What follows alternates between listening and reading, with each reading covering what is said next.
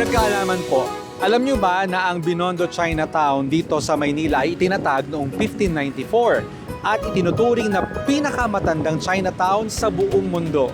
Dito nagsimula ang mahabang kasaysayan ng kalakalan at kultura.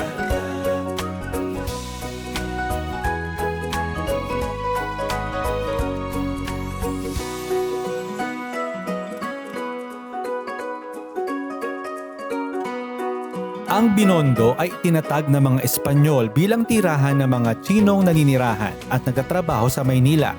Naging sentro ito ng kalakalan kung saan nagsama-sama ang mga Pilipino, Chinese at mga Espanyol upang magpalitan ng produkto at kultura.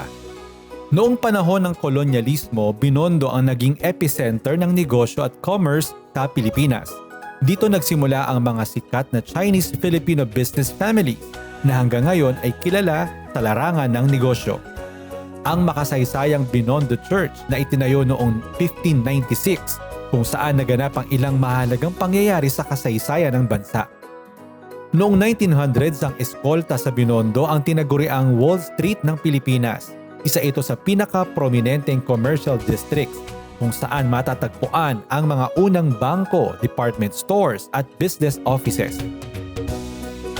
Hanggang ngayon, makikita mo pa rin sa Binondo ang mga bakas ng kasaysayan, ang mga lumang gusali, ang makulay na kultura at ang patuloy na pag-usbong ng komunidad na nagsimula higit 400 taon na ang nakalipas.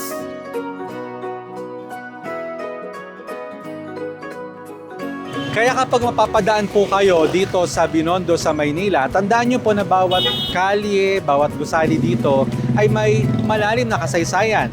Mahigit 4 na siglo na po ang tanda. Hindi lang po ito basta Chinatown, kundi buhay na kasaysayan ng Maynila. Sana po may natutuhan kayo at lagi tatandaan, mapalad ang tao na nakakasubok ng karunungan at ang tao na nagtatanong ng kautuan.